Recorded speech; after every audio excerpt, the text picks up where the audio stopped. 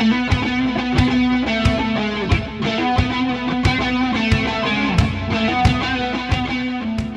this is Mike Koenigs. I'm here today with Steve Little from Zero Limits Ventures, and what we're going to be going through is the M&A Multiplier Playbook. And one of the things that Steve has to share with you are the 24 drivers to boost valuation 2x to 12x in 6 months or less. Now, Steve has done over 400 deals in his 40 plus years of work in M&A, and you'll learn a little bit more about him in a moment. You'll also learn about his 4 key principles that he does. But what this is all about is when you work with Steve and he does a business assessment, you are going to get a very detailed report showing you precisely what to focus on in order to increase the value of your business. So Steve, first of all, hi there. How you doing? Hey, I'm doing great. Thanks for having me. You got it. So maybe just to get this going, why don't you just briefly describe the value driver assessment when people are working with you and why it's so valuable and important? And then we'll go through the principles and show step-by-step examples of each of the value drivers. Sure. Well, what we do, Mike, is we do what I call a deep dive on the business. It takes us 6 or 8 weeks to do the work. We have a team of analysts. I handpick an entire team of experts based on the information that I know about the business. And we evaluate the business in 3 different areas. We look at things that exist in the business that could be constraining value, and we develop strategies and plans to alleviate those constraints and thereby releasing value. We look for things that do or perhaps do not exist in the business that could enhance value if they were leveraged more effectively or leveraged effectively at all. And we look for things that are in the adjacent markets, in their marketplace or in the adjacent markets that could actually help leverage up the value of the business. We do our analysis on all that. We do a great deal of research. We research inside the company, outside the company, all this work. And we compile all of that into a report called a summary of recommendations. In that report, we detail every valuation enhancement potential we identified and provide recommendations or instructions, if you will, on exactly how the founder should go about what they should do to go about leveraging those capabilities to enhance the value of the business. So the bottom line is you and your team come in, give you clarity, details on how to increase the value of the business, and then how to do it in a way that's going to give you the highest sale as quickly as possible. Yeah, or the lowest dilution on a capital raise. Okay. And also for everyone watching this right now, the other thing that is available is a step-by-step webinar that I did with Steve, and we go through his entire process as well. So if you haven't already watched that, make sure you either watch it next or hopefully it will have provided some really good information that'll help the rest of this make sense. So back to the quick and dirty, Steve, you've done over 400 deals. You've got over 40 years of experience. And just for the folks who are just getting introduced to you right now, why don't you talk a little bit about the kinds of deals that you typically do and who's a right fit who can actually take advantage of this process before we get into the actual value drivers? Sure. No, I'll be happy to do that. So we really have a pretty broad base of prospects that we can work with. We work with organizations typically 5 million in revenue and above. We usually look to be about 100 million and below. So 5 to 100 million. We can go a little bit lower in certain circumstances. If there's a smaller company that's generating very rapid growth, they can qualify to work with us as well. We don't verticalize. So we've done everything from trucking companies to the 5th largest CLEC in Canada. So we have a very broad base of expertise.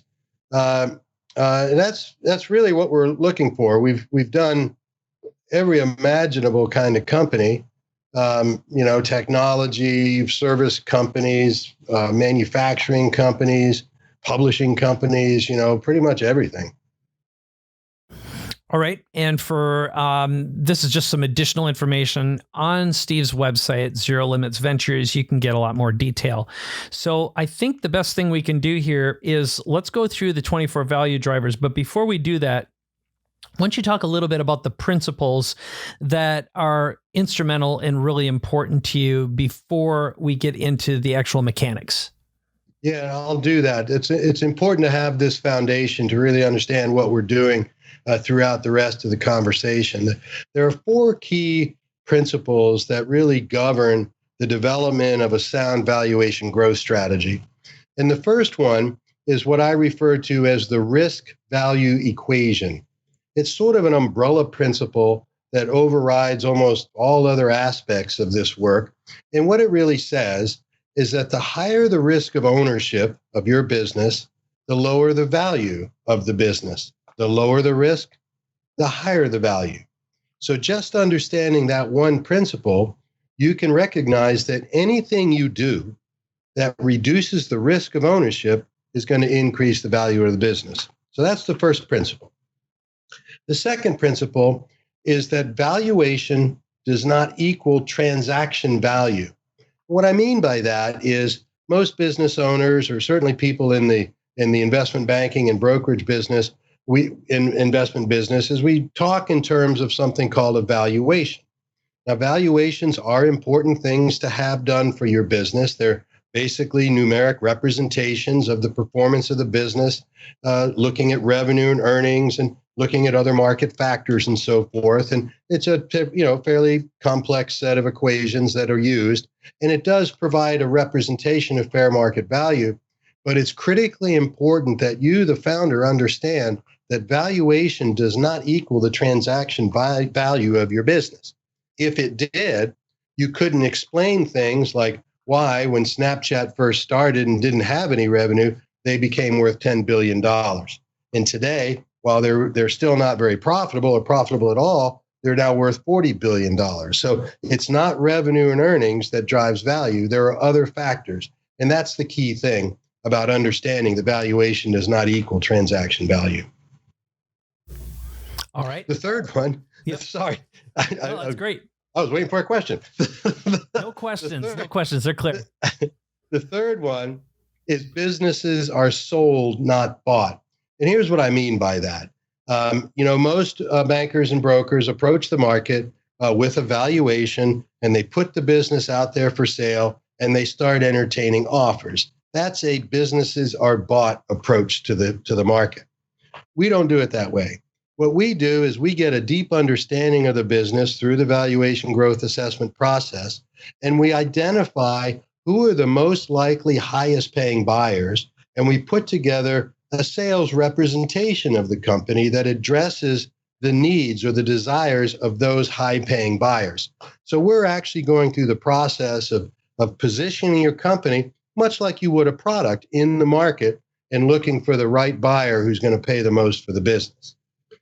The fourth one is that the exit strategy is not about the exit. It's about the strategy. I can't tell you how many times I get in a conversation with business owners who say, hey, I'm going to call you when I'm ready to exit. But until then, I'm just going to keep doing what I'm doing. That's a big mistake.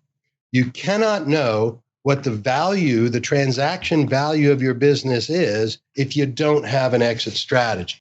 Now, that doesn't mean you have to sell right away. It just means you have to understand what are the buying dynamics that exist for the business that you're building, and then you can manage the business into the highest value buyer. So those are the four key principles. Okay. So let's dive into the 24 value drivers. So why don't you just dig in? And I know what we have for most of these is the title of them, a brief description, and then we also get into some examples from the actual report that you and your team generate. All right, Steve, so let's start with company overview. Great. That's the first driver. And really what this one is all about is really whether or not an outsider can easily understand the key aspects of your company's practices and their culture, right? So what's the company legal structure? What are the owner's goals for the business? Well, can you communicate, or do you communicate a holistic understanding of the company, including your company's performance and practices and cultures and discipline and mission, right? Can you really cleanly present what the company's really all about. What's the story of the company? I mean, this is a critically important aspect of the process of getting the company ready to sell. Is we need to be able to tell people the story. What got you started? What are some of the things you've gone through to grow the company and so forth, right? What are the presence aspects? How do you show up in the market? What is your defined market? What kind of competitive information is there about your company or the market you're in? What's the strategic direction of the company? What are the principal missions, objectives, goals, and so on and so forth? Do you have a trusted advisor? Do you have an advisory board or a board of directors? These are all critical aspects of understanding the company, and all of these aspects impact the value and the potential value of the business. In this example report, for instance, you can see that several of these characteristics are rated very strongly. That means that in the analysis, we gave these particular green bars pretty good marks. You can see the light green bars are slightly less affected or effective. They could go another 30 or 40% in those areas. Then, of course, you can see that in this case, the business profile is not being clearly articulated to the market. And that clearly is a value constraint. Does that make sense? Yeah, it totally does. And I think for anyone watching this, the biggest benefit, again, is you have clarity. And really, this is creating an action plan for the owner of the company and knowing what to do next. And because you've done over 400 deals over the past 40 years, you know what's going to produce the most revenue with the least amount of investment of time and money too. So you could say that it's sort of like shifting from subjective to objective. I mean, if you think about the question, can you articulate what your company's all about? That's pretty subjective, right? But an objective translation of something like this that represents, well, you're really strong in these 5 areas, you're a little bit weaker in these 2 areas, but here's one where you could really focus some attention and significantly improve the value of the business. That translates very quickly to actionable things you can do immediately to enhance value. Great. Well, let's move on to number 2, financial matters. Yeah, I mean, financials are obviously an important aspect of the business. This one is really exploring whether or not an outsider could easily understand the key aspects of your company's financial and accounting practices. Do you have all your financial matters in order? You may be surprised how few companies actually address this area. Some people don't even keep, auditable books or reviewed books. So do you have audits? If not, do you have your financials reviewed by an external source? Do you keep financial statements, balance sheet, cash flow, so on? With all the systems we have these days, it seems crazy that a business owner wouldn't do this, but there's a very significant number of business owners who do not attend to this detail. Maybe because it's boring, I don't know. Do you do regular operating reports? Now, this is fascinating because most business owners typically figure, well, I've got my QuickBooks or my FreshBooks or whatever, and I got a bookkeeper and I know all that stuff is in there, so everything's okay. But if you don't take the time to do monthly or quarterly or semi-annual or annual reviews of what those numbers are actually saying about your business, you can think you're doing one thing, but you're doing something entirely different. And then you get to the end of due diligence and, all of a sudden your buyer says, well, you got all these issues with your financials and you thought everything was just great. So it's important that you review these things on a periodic basis. So, one of the elements of coaching that I give our clients is create a dashboard or create something that reminds you to go in and check this stuff over. You don't have to do an exhaustive audit. Just take a look. How did I do last month? How am I doing this month relative to last month? How about last quarter versus this quarter? Just keep your finger on the pulse of the financials of the business. Now, you can look again. Here's a case where we've done a very robust analysis of a large number of figures. You can see that in this case, the company scored pretty well in one, but most of them are at that 70% mark, right? And so there's a lot of room for improvement there. There's 40% improvement potential in every one of those drivers. And then you got the one red one down there, intellectual property. That one gets left out a lot because I think people don't understand intellectual property, right? And so they think there's no intellectual property in my business. Maybe it's a service business or something. But what they're missing is that there is intellectual property. IP is not just about patents. It can be trademarks. It can be copyrights. It can be methodologies that you own and protect. So having some intellectual property and understanding what makes it intellectual property is a critical aspect of driving value. So in this case, this company has a lot of work to do, but you can see that it's going to have a very significant impact on the value of the business. All right. Well, let's take a look at sales and marketing then. Okay. Again, very similarly, this one is about whether or not an outsider can easily understand key aspects of your company's sales and marketing practices and the impact things like social media and social intelligence and other marketing and engagement mediums have on the business itself. So, can you produce revenue in a proven, repeatable, systematic way, right? How predictable is your business? Critical aspect of value. Think about it this way. If you go back to that very first principle, risk, value, if you're not predictable, you're high risk. If you're highly predictable, you're low risk. This, of course, is why software as a service companies or companies with continuity revenue are generally much more valuable because they have much lower risk in terms of sales and marketing production. One of the other areas that we run into a lot is a lack of a marketing plan. Now, a marketing plan is more than just, hey, we're going to drive a digital campaign, or we're going to send some brochures, or we're going to go to a trade show or something like that. This is a plan that actually sets up a very specific set of objectives and a set of actions and processes that are intended to meet those objectives. And then there's a measurable process of review.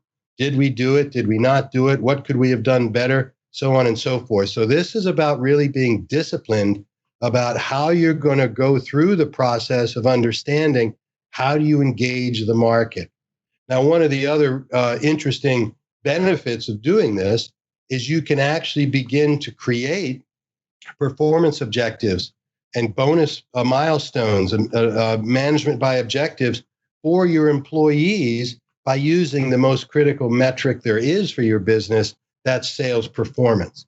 Now, some people think that's just the salesman's job, but it's not. Every single person in that company has a role in every single sale that occurs. And if you're able to create incentives, then everybody's rowing with the same, in the oars in the same boat in the same direction. It really works well. So if you look at this report, you can see pretty quickly that, this company obviously has some recurring revenue. That's good. They're pretty good at taking care of their customers and making sure that people are there and coming back for more business and so on and so forth. They're pretty strong in other areas like product differentiation. They've got some unique value propositions in their market and so forth. Then they've got, again, a whole cluster of things that are, not quite as strong as the others. And then what this is indicating with that large potential market bar being orange like that, what it indicates is they don't understand their market well enough. So if you don't really understand what are the dynamics of the market you're in, you're flying blind. So you might be doing great. I mean, all of these others could be tens, but if you don't know that one, any minute you could get wiped out. So this is a real big indicator right here of something that needs a bit more research. All right, let's move on to operations. Operations, very similar. Can an outsider easily understand how your business functions? How does it work? What are the systems? What are the processes? What are the standard operating procedures? What are the industry standards that it needs to comply with? What are the key performance metrics that are not sales and marketing, like productivity? If you're in a manufacturing facility, what's your turn rate? What's your output? Those are the kinds of things that we're evaluating in this. If you have a physical product that you need to deliver, What are the logistics that are associated with that delivery? How much inventory do you keep on hand? What are the contracts you have with your suppliers like? If you have contracts with suppliers for raw materials, are you protected there? Is there a secondary contract or a secondary supplier? If you have contracts with distribution channels, what do they look like? Is there a way for you to put volume increase requirements on those contracts and so forth? So this is really all about the day-to-day machinery of the business. And, are there places that we could actually improve that? Now, in this example, you can see that they're pretty strong all the way across the board. Nothing is really terribly weak. They're a little weak on the financial, but you can see that that is very likely related to the previous part of the report where we saw there is something quite significant in the financials of the company, right? So that would drag this element down. So remember, these aren't discrete. These are all interactive effects. So understanding all of them is really what's critical here. Very good. Customer satisfaction?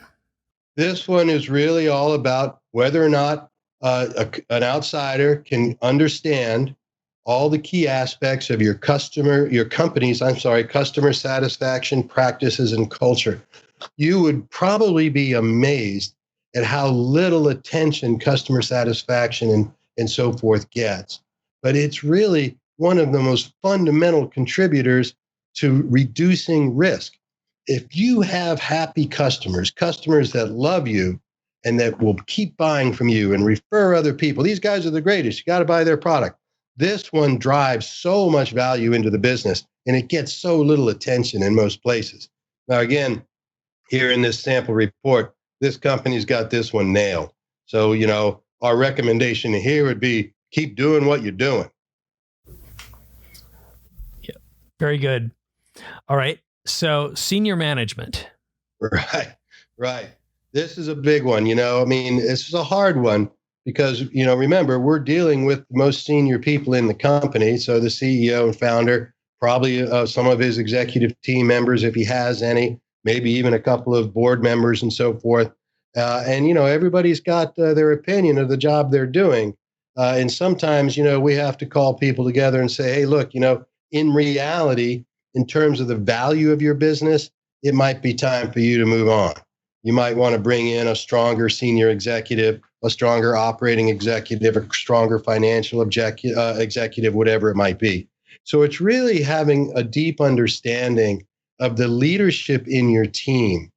Are they really maximizing the effectiveness of the entire organization? Are they able to lead and generate performance through their example, through the organizational values, goals, intentions, roles, and responsibilities that they assign?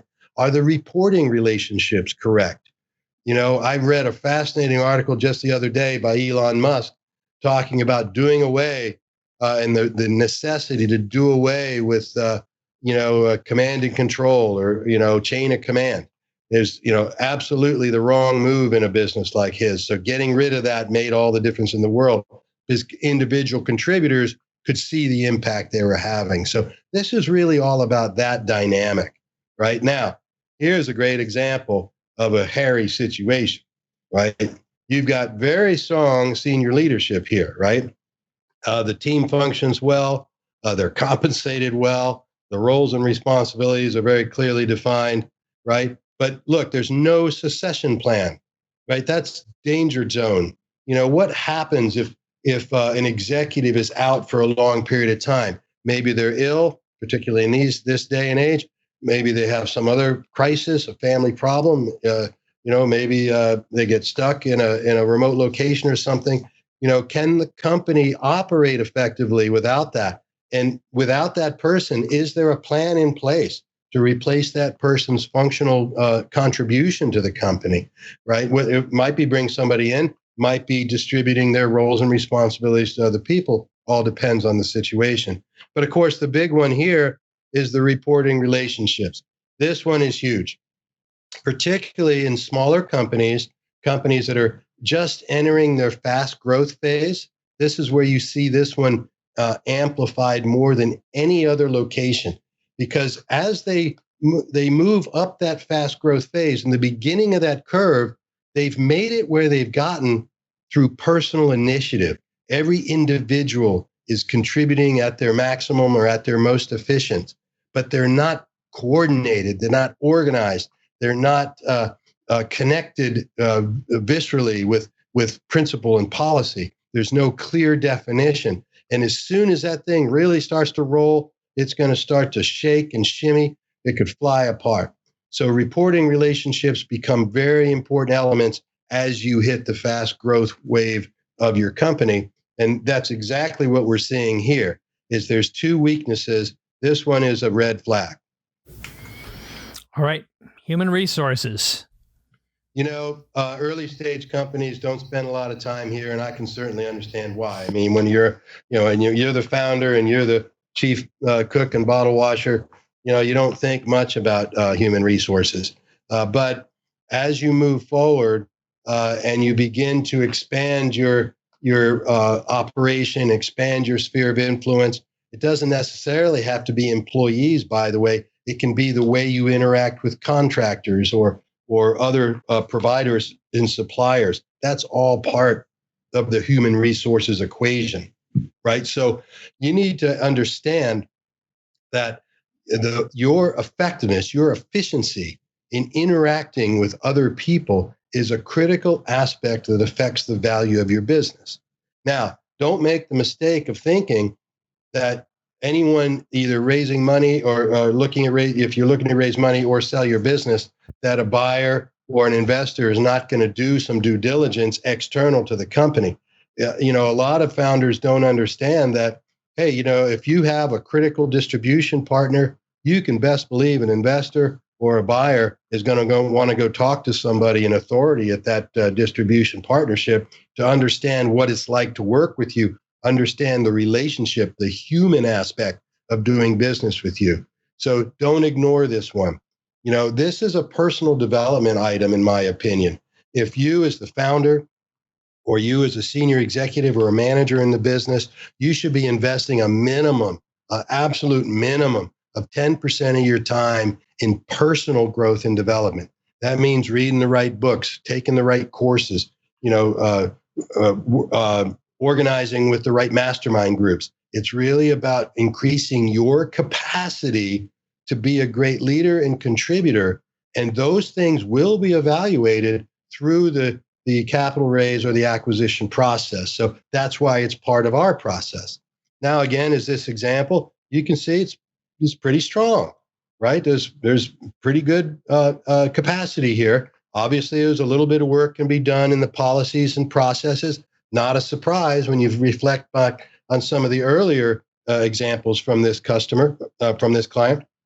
But you can see that, those things could be dragged down a little bit by other areas.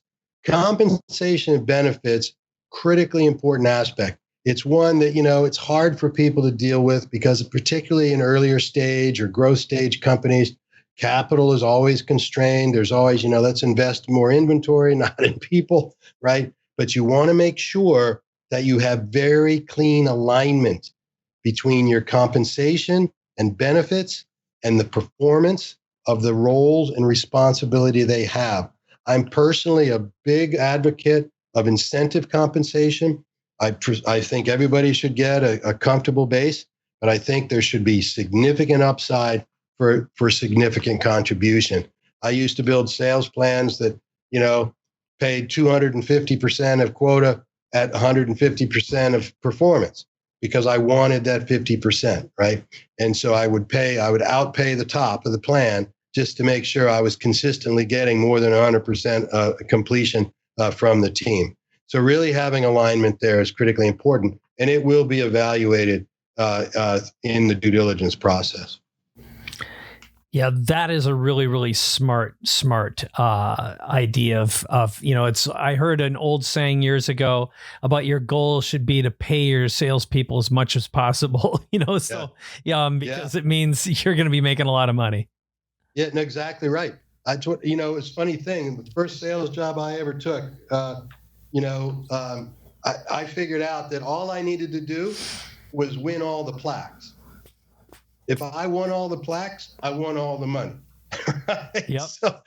you know, and salespeople are the easiest to do this with, right? You want to sell something, put a spiff on it, they'll sell it, right? Right on. A little harder to get a developer to do that, but you can still put together a plan. And that what it requires is for you to sit down with the employee, sit down with the person, find out what's important to them.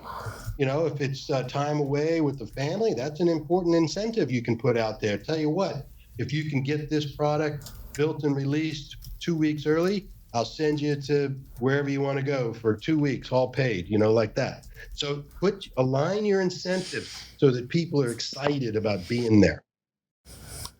Great. Legal. Yeah, let's See, talk we've about gone on legal. to legal. Yeah, well, this one, nobody likes legal. I mean, that's unfortunate, but that's the reality. You have to make sure these legal matters are in order. Everything's documented. So many people just let this one go by the wayside. Hey, I've known Mike for years. I trust him. You and I actually had this discussion when we first started working together, is that, my world is a world of documentation. And contracts are not about defining the relationship when you're getting along. It's about defining what happens when you're not getting along. And it's important to have those documents in place because you're not going to be able to put them in place after the fact, right? So the other thing is if there are claims or if there is litigation ongoing, let me just give you some coaching here. You want to be crystal clear and open about that. I've seen this happen where there was a hidden litigation somewhere stuffed in a closet. Nobody said anything about it. We got right to the last phase of due diligence and somebody discovered it. Boy, oh boy, what a mess that created. Not only did the deal fall apart, but the buyer wanted to sue the seller for the cost that they'd invested in doing due diligence. It was an ugly, ugly situation. So you would just want to be real clean, real open, get everything out. If you have an issue, deal with the issue, document how you dealt with the issue and move on. When you have contracts with other parties, whether they're suppliers or employees or contractors, make sure that they're accurate and they really describe the work that's being done down to the deliverables so that at any given time, everybody knows where they are in that relationship, right? Don't ignore this one. It's a critical value driver. And I can guarantee you in due diligence, the DD team will look at every single contract you have. Oh, now in this example, they're clean on litigation. They've got some process issues. There are probably some missing contracts or contracts that aren't quite accurate, that kind of thing. And it looks like they've got some capital issues. They haven't got their investors documented properly, right? Well, you want to make sure you do that, particularly when it comes out to the other end on acquisition, because that investor is thinking one thing, you may be thinking something entirely different. You want to make sure those documents are in place. And that's both internal and external. So if you're offering equity or some vehicle of ownership or profit sharing to your employees, you want to make sure they understand what they're getting, what they're not getting. You want to make sure those documents remain current, right? If there are performance incentives that are going on quarter by quarter, month by month, whatever they are, you want to take the time to go back and update the document so it reflects the actual performance, right? That's critically important. You don't want to try to recreate all of that at the end when you're in the middle of legal due diligence.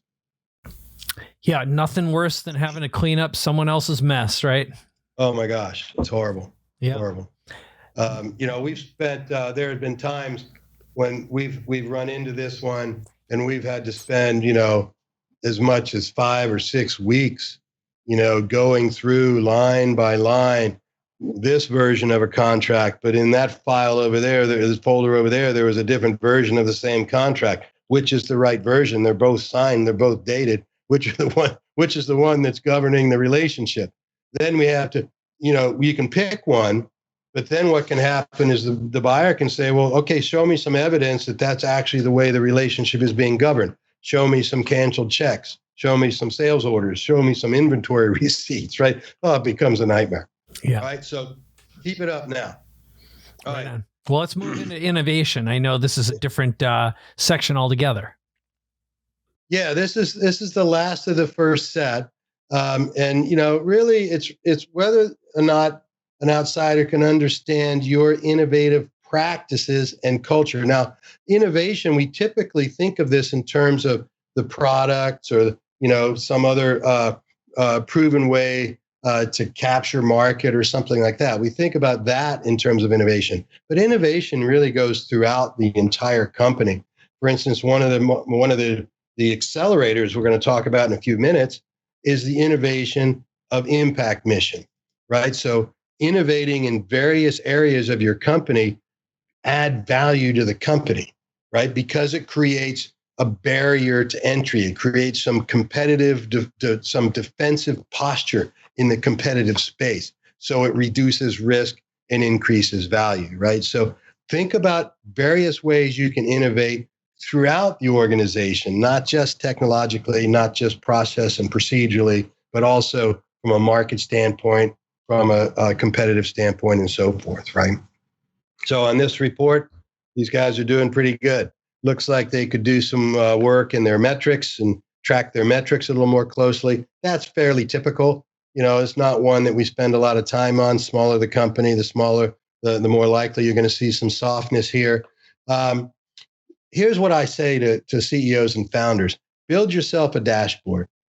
Go through this process, get these key metrics, pull out the key KPIs or the key elements you're going to measure, and then on a monthly basis, have your admin or have a support staffer or something. You go in, grab the data, and put it on the dashboard. That way, you're always just one click away from knowing exactly where you are on these things. And something like this, which is a metric measurement, it's probably just a missing metric. It's probably not really a problem at all, but it would cause us to go in and investigate, right? Awesome. So let's move on into growth.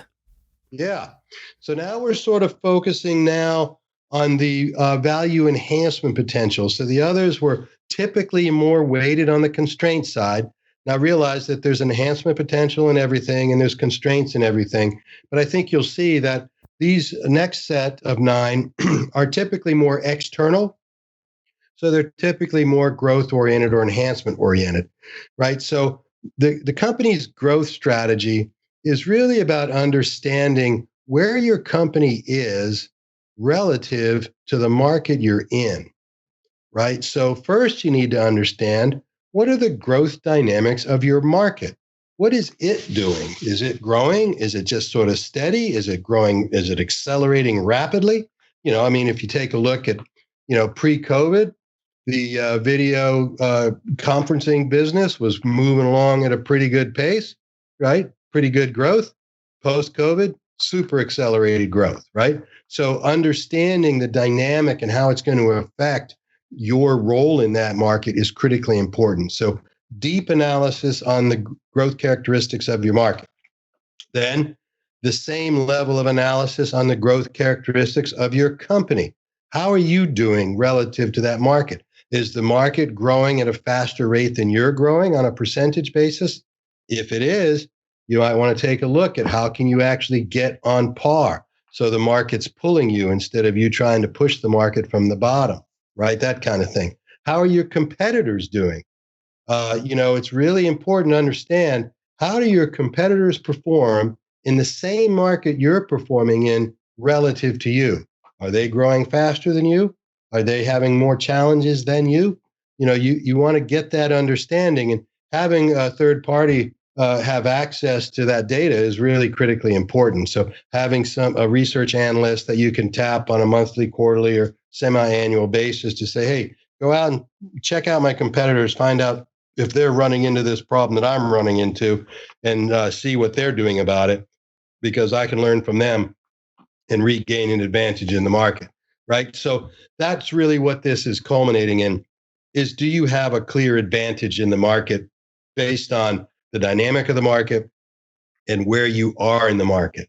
So this takes quite a bit of external analysis. You look at this sample, they at least feel like they're pretty good on the customer advantage area.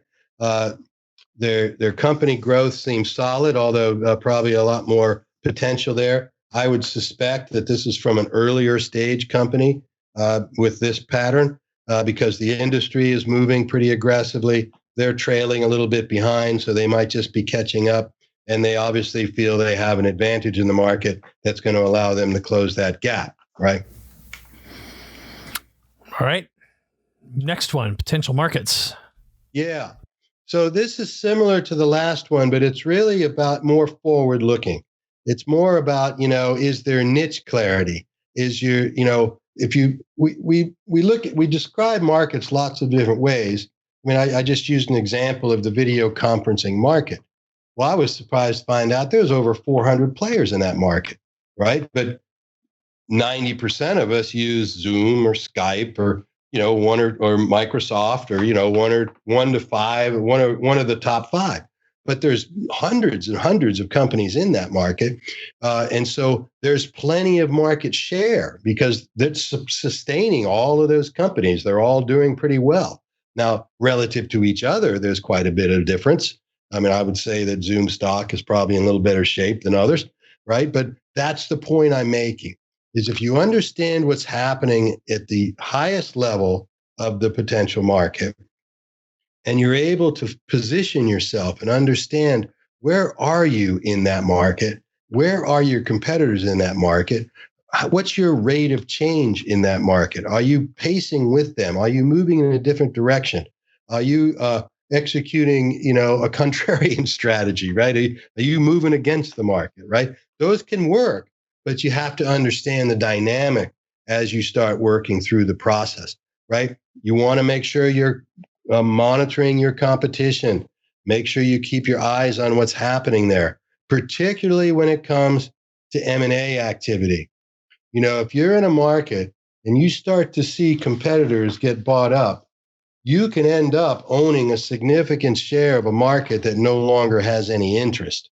So, just because you're watching yourself as a percentage share of a given market and that percentage is going up, if it's because three of your competitors just got acquired, that may not be a good sign, right? So you want to make sure you're paying attention to who's getting acquired, who's not getting acquired, what kinds of things are happening, right? And what does the future of the market look like?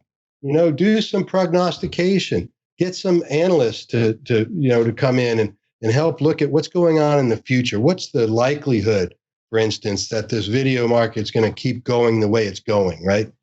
Right now, I'd say pretty good, but right. So if you look at this example, this is a great illustration of exactly what I'm talking about. They got a good market size. They're clear on their market size.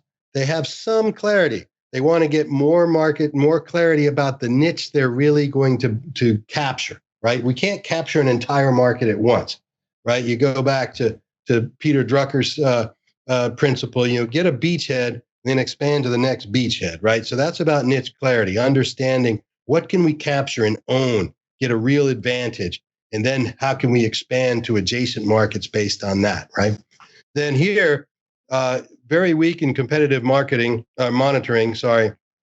and so that's an area that would clearly indicate, okay, you've got some work here.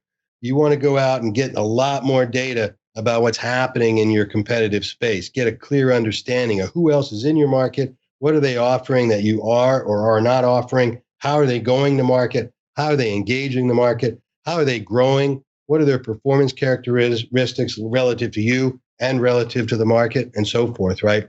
And then obviously, huge red flag here, future market growth, they got a 0. So they don't really have a clear picture of the growth trends of the market itself. So they don't really know how they're going to take advantage of the future, right? That would be a great cause of concern for an acquirer or even an investor. Rennie, go back to that first principle, high risk, low value. This is a very high risk indicator right here. Yeah, it seems like that person, the founder, they really need to start attending events, networking with leaders and visionaries and partnering with them, because this is not a complicated problem to solve if you have any connection skills at all, it seems. Yeah, that's exactly right. And Mike, I appreciate you doing that, because those are exactly the kinds of recommendations we make based on the circumstance for the company. We would go in, and if that company could benefit from those kinds of activities, those would show up in our recommendations report, right? There may be other things they can do as well, but that's the right idea. That's the kind of information you're going to get when you go through this assessment process. Right on. Let's talk about dominant market share. Yeah, this is very related to the other two conversations about market. But what this is really zeroing in on the fine points of your market share. How can you get into a position of dominance based on the data that you get from the other two metrics, right? Can you clearly define and quantify your market by product or service, or by region or other factors, right? So rather than sort of, hey, we're in the video conferencing market, there's a bunch of sub markets in there. There's the business market, there's the healthcare market, then there's beneath that, there's, doctors, and then there's administrators and so on. So that might not be a perfect example, but you get the idea. It's really getting down to the granular level to understand what are the segments we can own and control? How can we dominate? If we can dominate this one segment, and then we can bridge across to the adjacent segment and dominate that one next. Now we got 2 segments. Then we can get 3. Then we can get 5. Then we can get 20. Then we can own the market, right? That's really what this is about. Now imagine being a buyer and you're doing your due diligence and you come to this one. Imagine how you would feel if I, the seller, was able to give you a report or a documented plan that said, this is what we're doing. We're capturing all of the regional banks. And once we have all the regional banks, we can move to the banking service providers. The banking service providers are going to bring us to the big banks, then the international banks. Boy, would I feel good about that deal, right? Because they have a very clear market domination plan. Then it's just a matter of execution. Does that make sense? Yeah, it sure does. Yep. Okay. So business model, Steve. Yeah, this is a great one. Particularly now, since there's so many ways to engage the market, right? So it's a couple of things around here.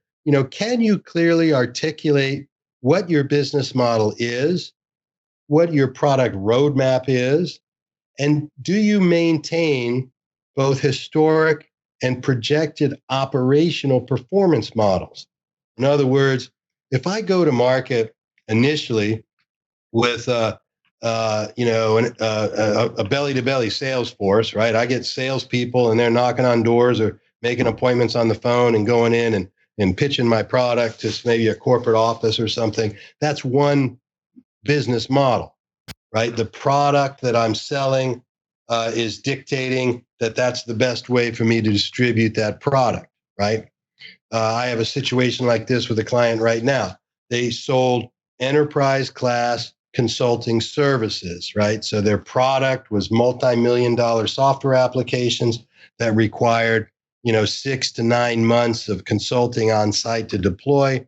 That was a belly-to-belly, face-to-face enterprise sales model. They had to deploy a lot of sales people, very highly skilled sales professionals, right? Well, as we refined the product roadmap and they developed a software as a service product, their business model shifted. They moved from, $1 million transactions, very heavyweight, very high risk, relatively few transactions in a year, to a much faster, higher performance business model, lower dollar transactions, many more times them, requiring much fewer people, requiring lower skills, not quite as, it's easier to sell a 5-figure package than a 7-figure package, right? That kind of thing. So really, those are the kinds of things that you want to understand about your business looking forward in terms of business model and revenue model. But then you also want to track those things historically, because it's fascinating that you can get down the road and realize that, okay, we made the transition from enterprise sales in this example to software as a service sales or digital sales, let's say, some other medium of engaging the market. And you start thinking that that's the future of your business. Then all of a sudden you realize that, wait a minute, there's a whole set of distribution channels that I haven't even thought about yet. And I've gone from having 2 different forms of a single kind of distribution, direct selling. I've never even tried indirect selling. that's yet a new shift to both your business model and your product roadmap, right? And so that opens up whole new opportunities for you. So really having a deep understanding of where your business model is now, how that relates to your product roadmap, and where can you take it? What are the best ways for you to expand and grow on that business model? And then, as I pointed out, creating that dashboard so you're able to look back, look in the rearview mirror and find out, man, used to be like this. We would do 8 transactions a year and make $22 million. Now we do 200 transactions a year and do $50 million, but they're completely different transactions. Does that make sense? Sure does. And speaking of business models, recurring revenue. Yeah, well, there you go. I mean, this is a big one. Right now, it's funny that most people automatically assume we're talking about continuity revenue. And clearly, that's auto build revenue, sales that occur on a monthly basis, without ongoing sales effort, right? That's like a subscription or something like that. That's very solid, very predictable, very good quality revenue. This is one of the reasons why software as a service companies are valued so highly, because the revenue is very predictable, right? But it also applies to things like contracts. So you could be back at that enterprise sales model where you don't have software as a service, or you don't have a subscription-based product. You can still establish predictability with your client by doing commitments to future volume, right? So you can say, well, if you buy, 5 licenses now and you commit to buy 5 more next quarter, we can give you a discount or something like that, or we do some extra services, or, I don't know, you can win an iPad or something, right? But if there are ways that you can provide an incentive so that you create more predictability in your business, more recurring revenue, which increases value. Simple point of fact, predictable recurring revenue reduces risk, which increases value. So, whether it's continuity subscriptions, whether it's contracts, whether it's putting in place customer retention programs that extend the life of a customer so that you get greater lifetime value for every customer, those are all around creating more recurring, more continuous, more predictable revenue, which is a very, very powerful value driver. And I can see from your report, this company clearly believes they have it all locked up. Yeah, this would definitely be a good target. Barriers to entry. Barriers to entry. This is a good one. Again, consider it. Put yourself in the seat of the buyer. If someone's looking to buy your company or invest in your company, right? What they want to understand is how, you remember all the previous things we've talked about, how are you going to establish dominance and maintain dominance in your market? And then what are the barriers to keep somebody else from doing what you just did, right? Because there's always another player. You're never in a market of one. If you are, you're in the wrong market. You're on a sinking ship. So there have to be other players out there. So you want to understand, what are the significant obstacles a new entrant would face to enter your market? They generally fall in 3 areas. Are there legal barriers to entry, right? Do you have well-organized, documented agreements, licenses or contracts, patents, trademarks, copyrights, those kinds of things that keep people from coming around or keep people from getting your clients or securing the relationships, the go-to-market relationships you have? Do you have that protection in place? So those are legal barriers to entry. Legal documentation gives you those barriers to entry, right? Are there market barriers to entry, right? So this might include,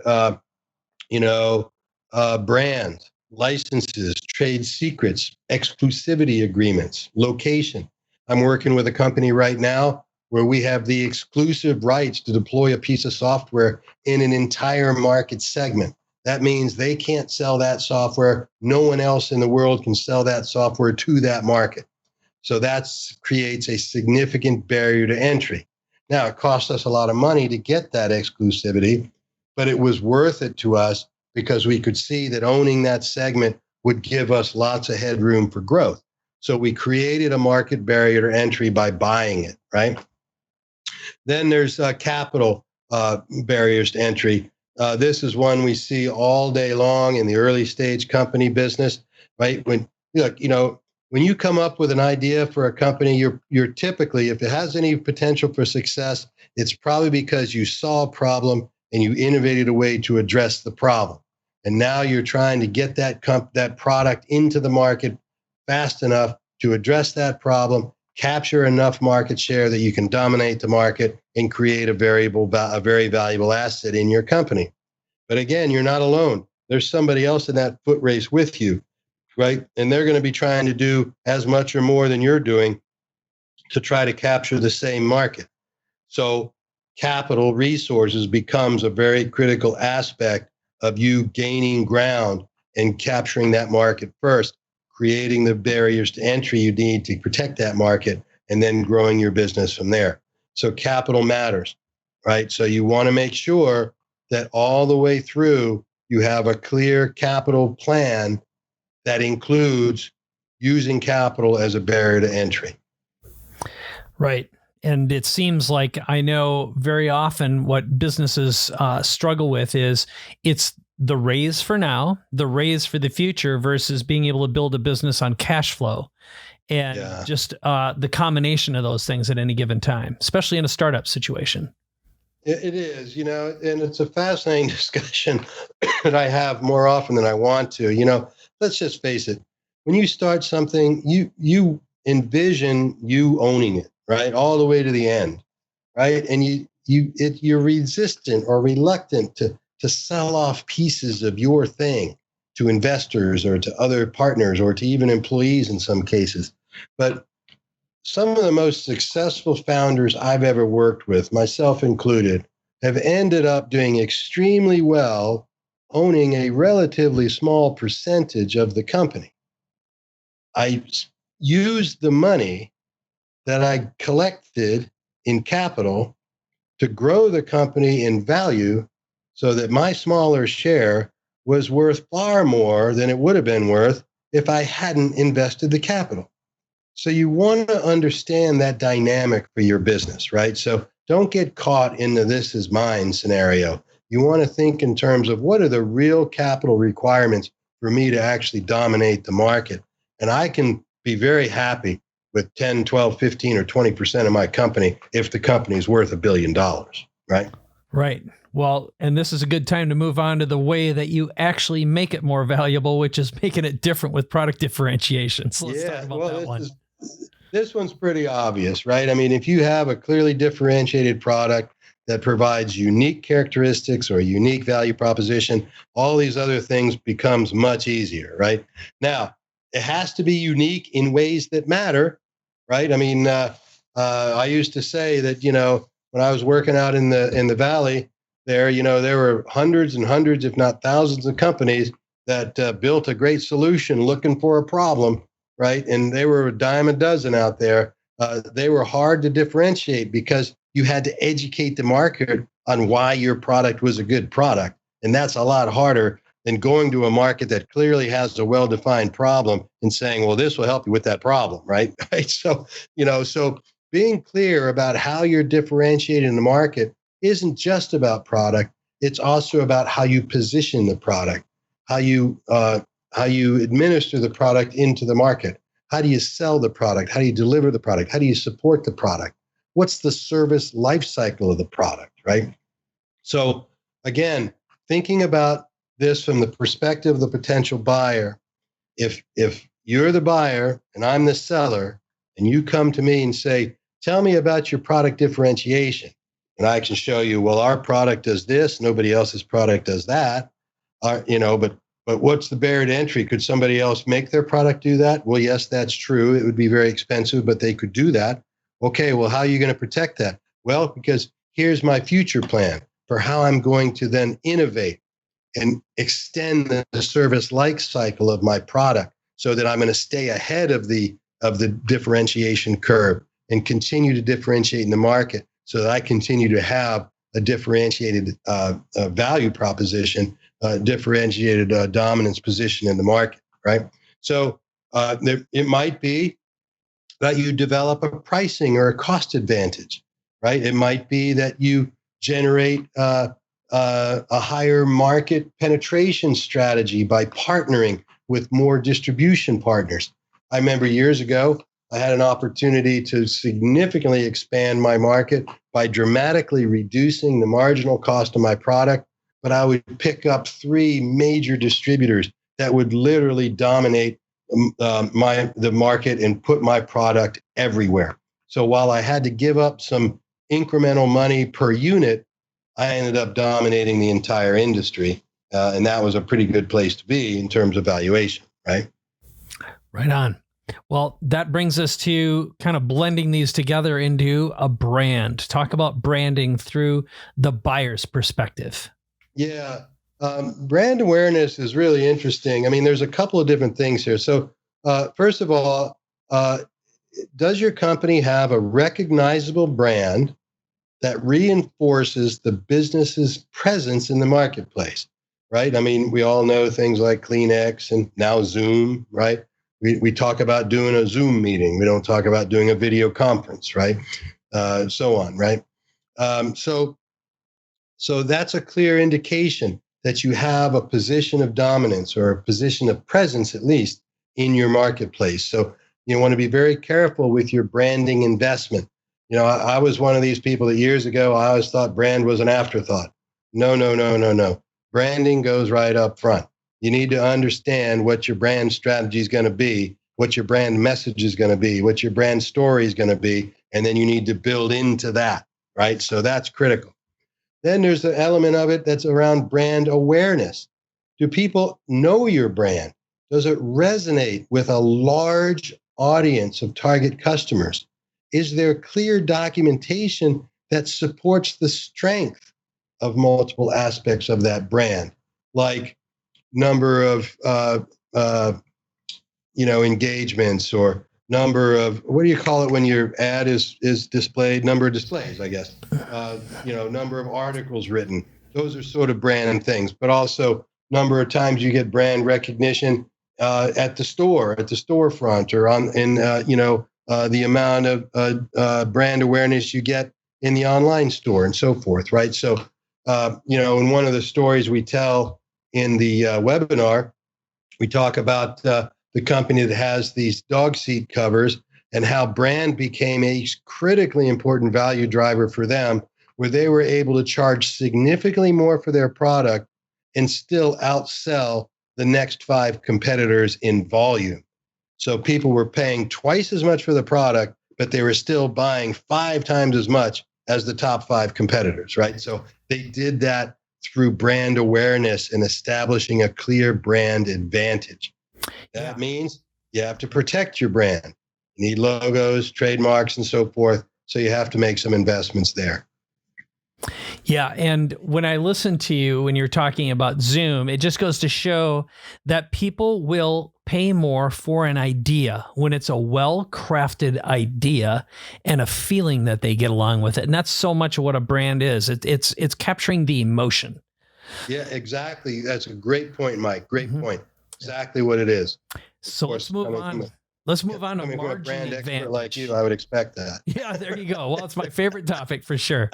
But let's move on to margin advantage then.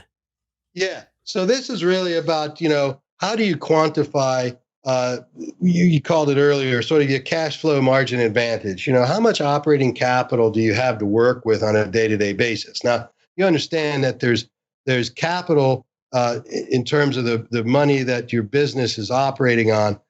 And this is the money that allows you to actually make the decisions to expand in certain areas, to expand in products and so forth, right? So understanding what is your margin advantage over the industry and over your competitors, right? What are the margins? I mean, you'd be surprised how many companies don't even track their margins, right? They look at revenue and earnings, but they don't really look at their marginal growth, right? Where I had a company not long ago, they were thrilled at the rate of growth they were seeing in revenue, but when you finish the analysis, they were losing their butt, right? They had no margin, right? And they thought they were doing great because they could live on the cash flow.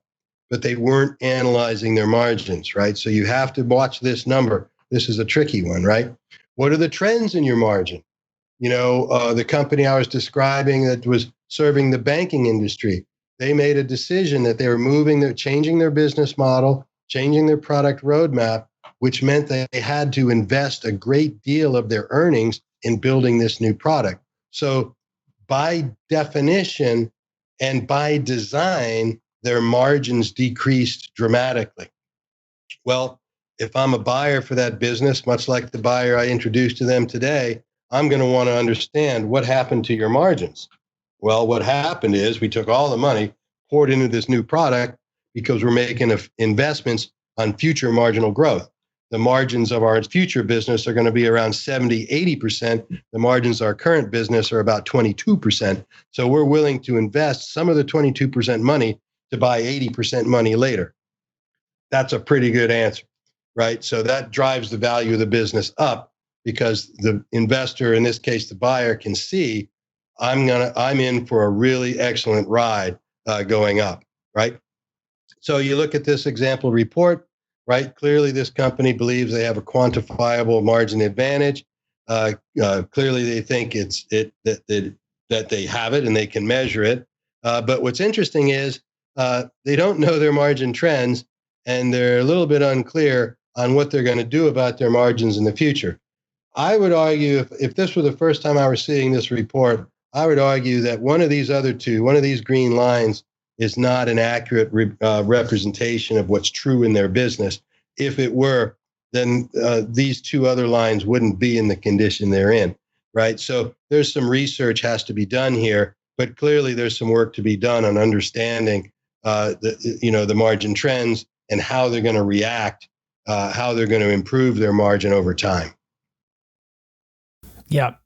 Okay. Again, that would be the kind of thing we would cover in the assessment report, right? Right on. And there's and this is something with someone experienced like you, with as many deals under your belt, would be able to look at things from a very, very, you've got so much experience in so many different industries. You're capable of walking in and looking and generally seeing margin where others can't. That's really the point that I wanted to bring up there. And that's the benefit of someone who's been and done so many of these deals and also knows what the buyer's looking for. It's interesting you say that, Mike. That's sort of one of my personal superpowers. And I don't say that to build myself up. You know me better than that. But, I can look at very complex situations and see very quickly, here are the patterns, here are the things that need to be addressed. Address these and we release much more value to the market. So that's a great illustration of that very case. Now you get sort of a bonus driver here in customer diversification. Right now, there are a lot of different edges on this one, which is why it's sort of handled this way. Part of it is diversification from the standpoint of breadth, right? How broad is the market that you're dealing with, right? That's one way of looking at diversification.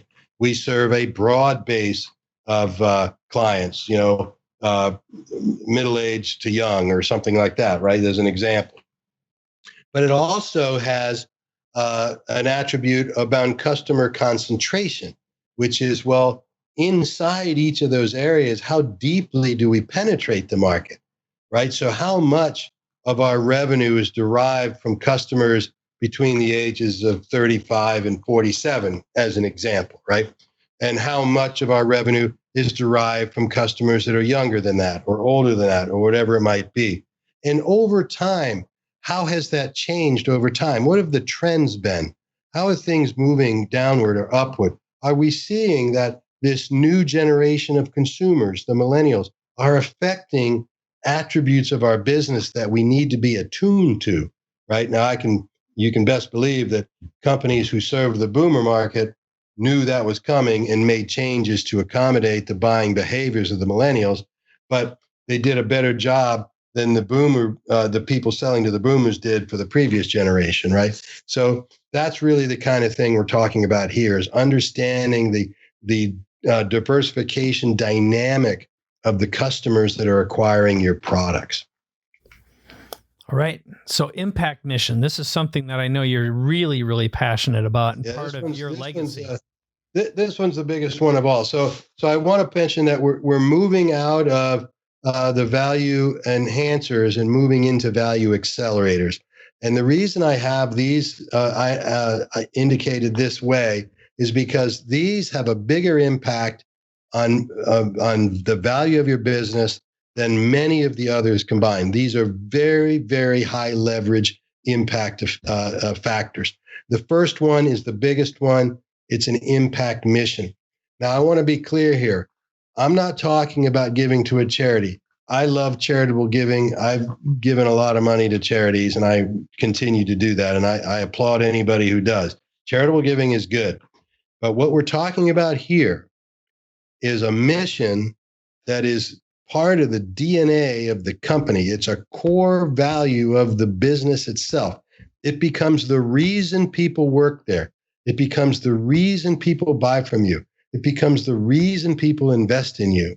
So it's a very deeply integrated principle that really drives so many attributes that create resilience and reduces risk in your business.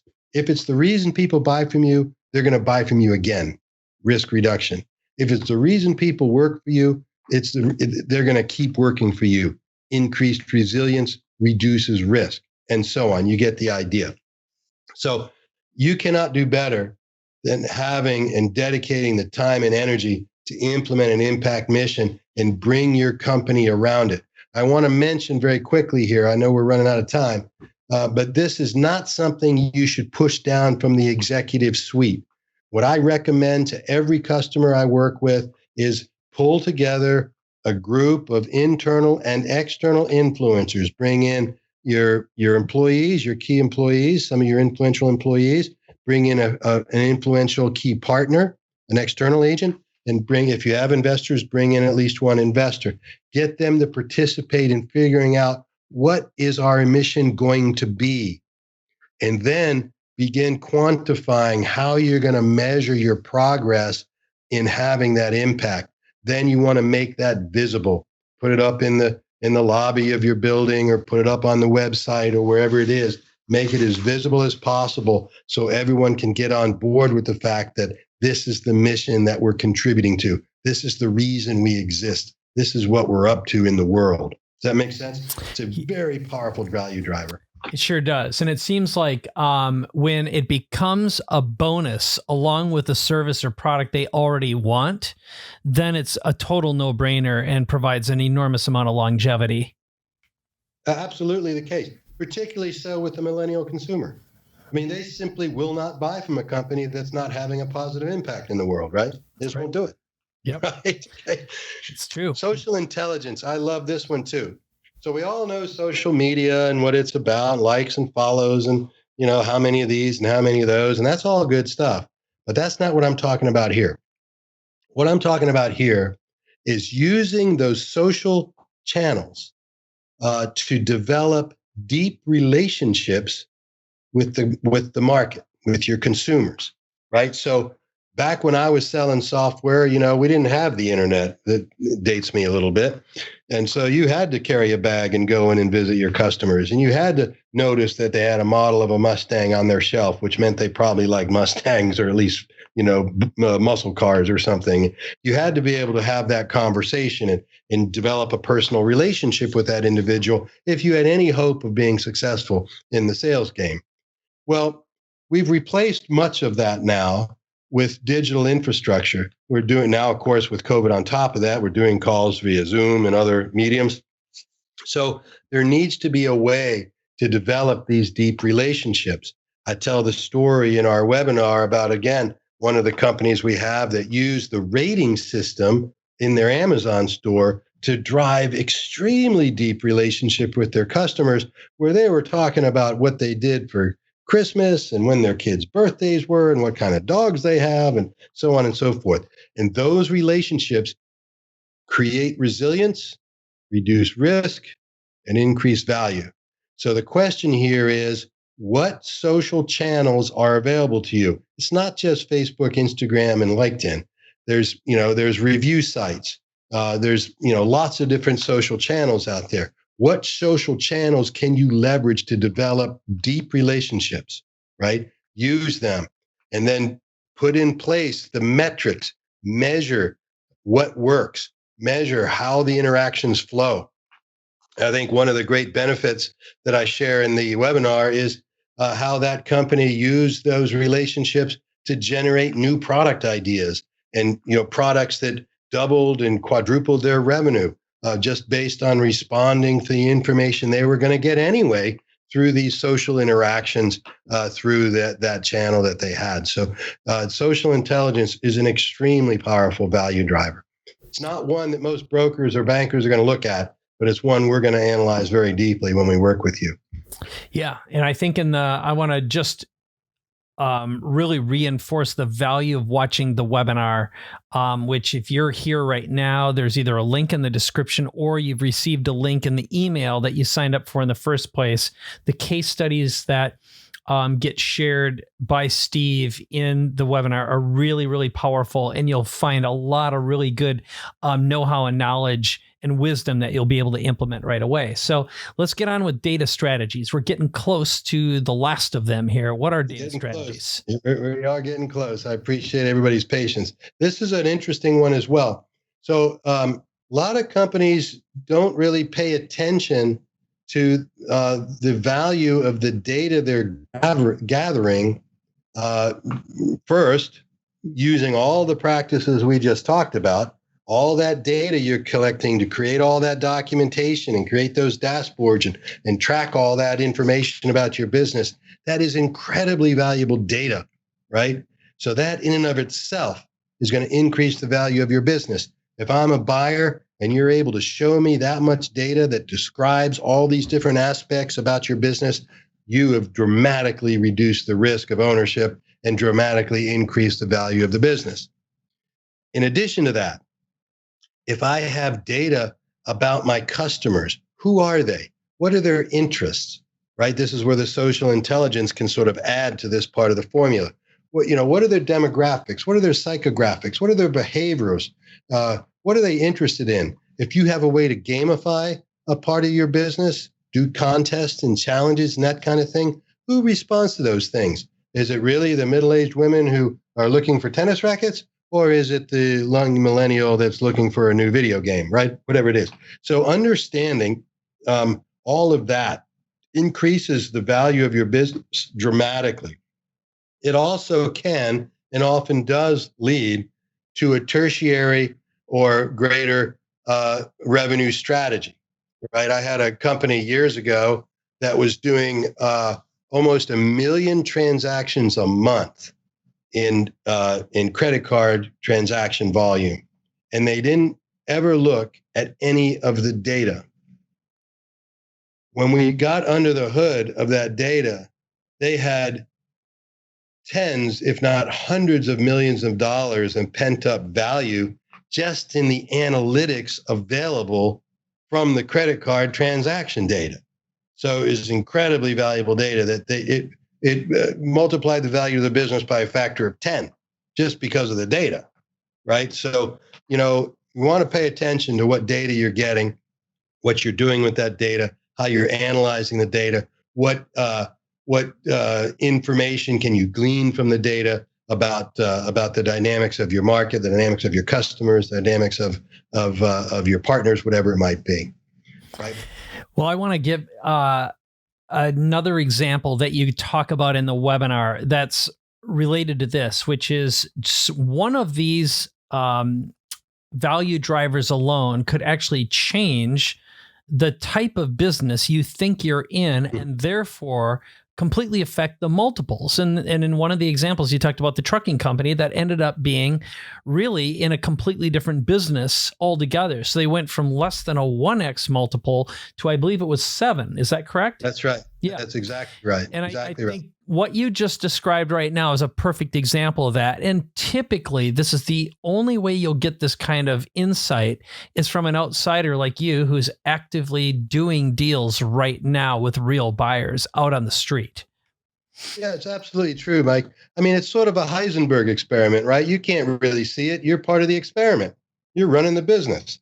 You need outside eyes to do this analysis and figure this stuff out, point it out to you, and you go, wow, I didn't even know that. I didn't even see that. Well, no, of course not. You're part of it. How could you see it? You can't look at your own eye unless you have a mirror, right? So, right. Yep.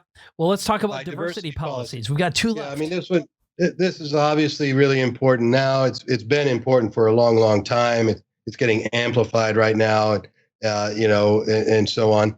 But you'd be surprised by the value that gets driven and how much time and attention is spent in the due diligence process, understanding really a lack of diversity.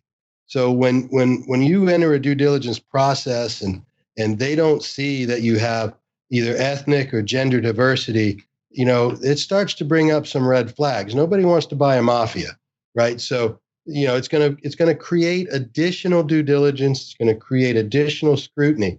So I'm not saying, go, do crazy things. I'm just saying you want to make sure that you're being clear about the diversity makeup of the company that you're building, right? I think there's really nothing else to say about that. It really helps you effectively administer the business more effectively. And let's just be clear about it. Different genders, people with different ethnic backgrounds bring different skills to the table.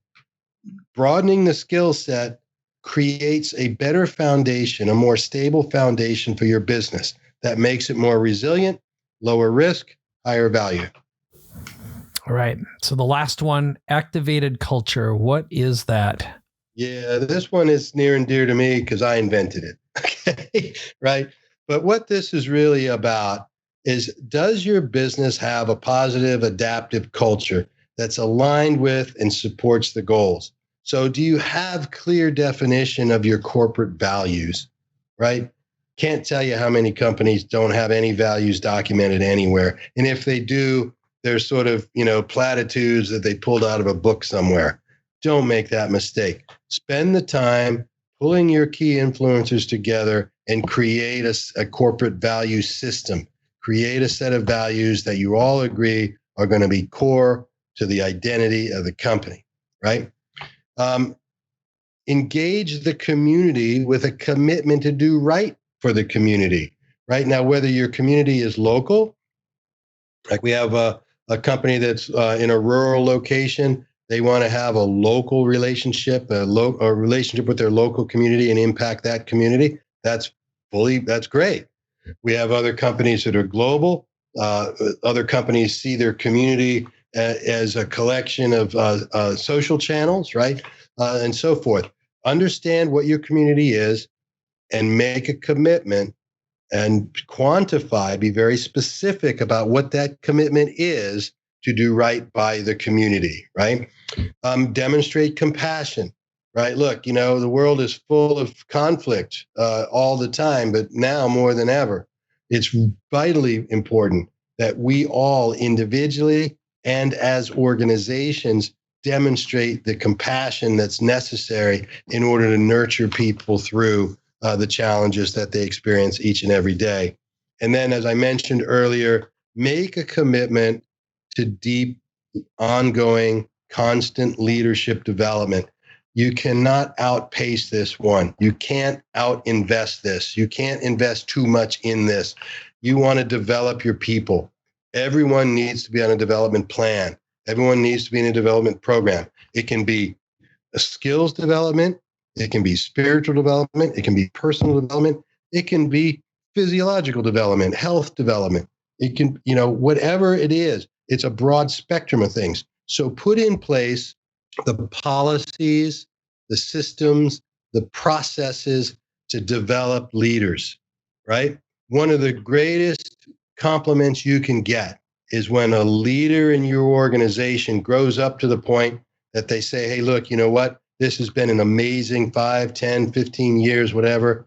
I've reached a point in my career. I need to step out on my own. I've got to, spread my wings and fly, whatever, if you use that analogy. But, that's a great compliment to your leadership and your commitment to creating an activated culture in your company. And it becomes the reason why people stay, and it becomes the reason why people want to work for you, because they know they're going to end up better off than they started, whether or not they make more money. So remember, people don't only work for a paycheck. People work for the relationship. They work for a sense of community. They work for an opportunity to be compassionate to others and to receive compassion for the life they're living. And they want to develop and grow as a human being. And your job, your role as a founder of a company is to nurture the people in that company and give them that opportunity. That's really powerful, Steve. So one of the things that we're going to talk about briefly is working with you. And what I want to share with everyone who's watching this right now is determining whether or not you're a right fit for the process. And I know you go through 3 steps, but and then we're going to provide a link here, Steve. So do you want to cover each of the 3 steps about what you do and how this works? Yeah, sure. I covered them real quickly in the beginning. But the first thing we do is we look into the things that are constraining values. So we look deep in all aspects of the company, just like we went through all those drivers. We dig in deep. There's about 600 discrete data elements we evaluate, but it's a lot of analysis. We do internal and external research, and we're looking for strategies and plans that can alleviate or remove constraints to value. Then obviously we document those in our report. Then the second stage is we look for opportunities for value enhancement. Are there things that we can change? Are there products or other features of the company that we can modify? Other things that are either missing or perhaps maybe that we have something we shouldn't have that we can remove to enhance the value of the company. So those are all about value enhancements, right? So we look for things that could create more value.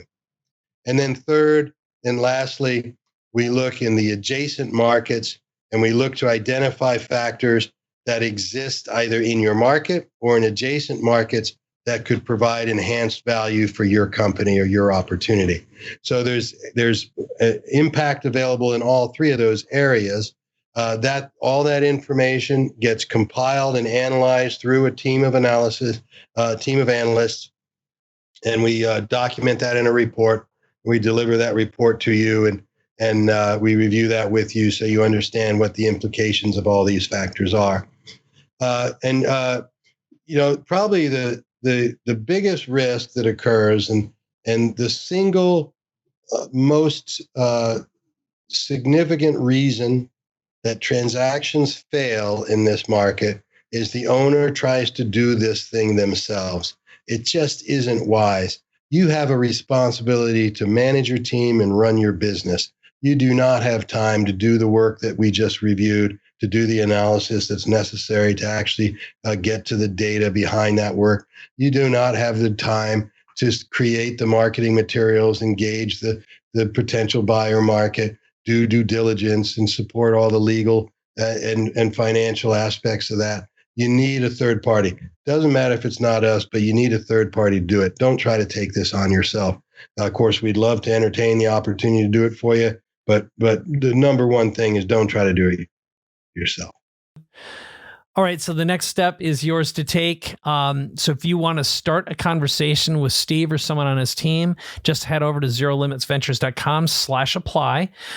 There's a very short questionnaire Steve's team will ask some basic questions, and then from there, a brief conversation, and then they'll get into the engagement where they'll actually run the value driver report on your business. So Steve, how would you like to close this thing up?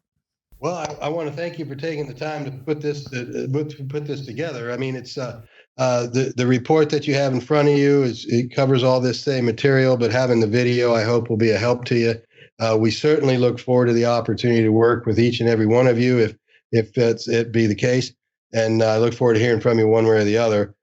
We're here to help you make the most out of the asset that you're building in your business. That's my commitment. That's what I'm up to. My objective is to catalyze your business so it's more valuable than anything you ever thought possible. And then we can talk a little bit about how you're going to use the extra money that we generate through that process to have a bigger impact on the world. Right. And once again, if you've got any question about more details, either just reach out to Steve's team or watch the webinar video too. There's a pre-recorded version of that available. Steve does periodic presentations that are available from his website, but he and his team will stay in touch with you. So with that, thank you so much for watching, Steve. Great spending some more time with you. Always impressed with your teaching style. Thank you, Mike. I appreciate you very much. Take Thanks. care.